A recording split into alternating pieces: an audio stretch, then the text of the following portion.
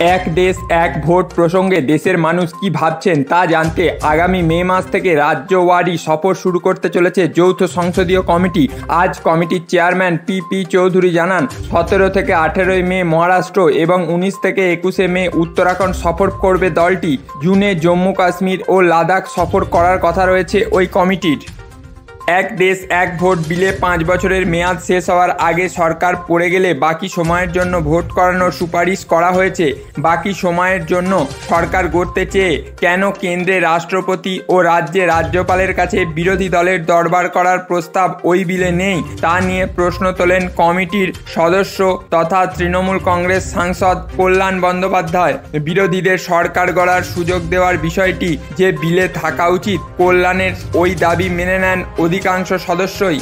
বৈঠকে বিজেপি সাংসদ বাঁশুরি স্বরাজ একটি ব্যাগ নিয়ে বৈঠকে উপস্থিত হন, যাতে লেখা ন্যাশনাল হেরাল্ড কি লুট।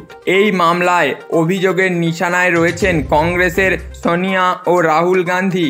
ঘটনাচক্রে গান্ধী পরিবারের আর এক সদস্য প্রিয়াঙ্কা গান্ধী বড়াও এক দেশ এক ভোট জেপিসি কমিটির সদস্য। সূত্রের মতে তাকে অস্বস্তিতে ফেলতেই ব্যাগে ওই লাইনটি লিখে আনেন বাঁশুরি। প্রসঙ্গত এর আগে প্রিয়াঙ্কাও একদিন প্যালেস্টাইন আর একদিন stand with Bangladeshi Hindu and Christians লেখা ব্যাগ নিয়ে নজর কেড়েছিলেন। এখন এক দেশ এক ভোট, এটা কি কার্যকর হবে ভারতে, সেটাই এখন সময়ের অপেক্ষা।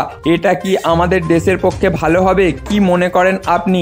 অবশ্যই কমেন্ট বক্সে কমেন্ট করে জানাতে পারেন।